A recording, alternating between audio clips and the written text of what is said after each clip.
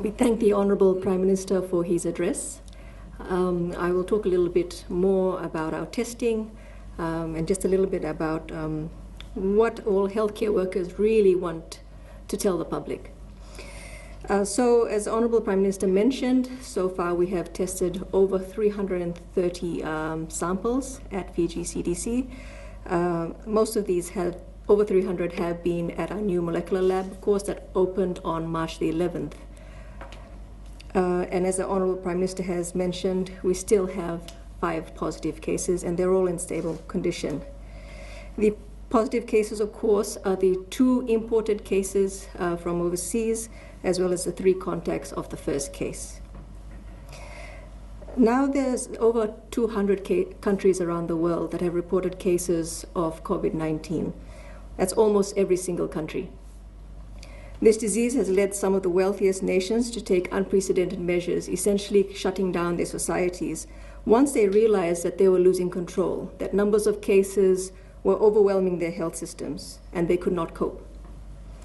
As the Honourable PM has spoken about, the Ministry of Health and Medical Services and all of government is working very hard to make sure we don't reach that point. My colleagues in public health every day are busy finding, isolating, contact tracing every case that we find, that we have. And we're glad to have the help of the police and the Republic of Fiji military forces in this. While our colleagues in the hospitals are treating cases and preparing, getting ready, bracing while keeping an eye on what's going on in hospitals around the world.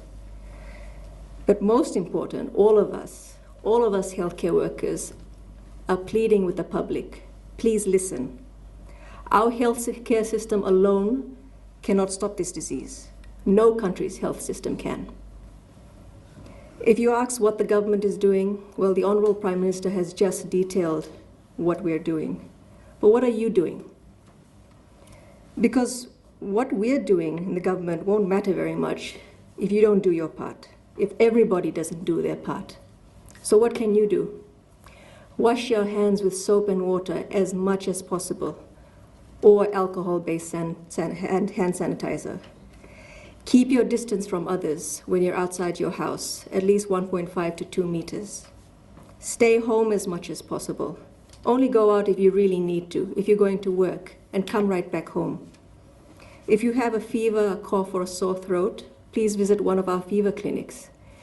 If you've been told to self-quarantine for 14 days, please stay home and don't have visitors. And if you develop symptoms like a fever or cough, please call the Ministry of Health and Medical Services. The way that we come through this is together. And all of us healthcare workers, including myself and the Honourable Minister of Health and Medical Services, who are representing thousands of healthcare workers around the country, we are asking you, please listen. Please listen to what we're saying. Please listen to the advice that we're giving, because it does make a difference.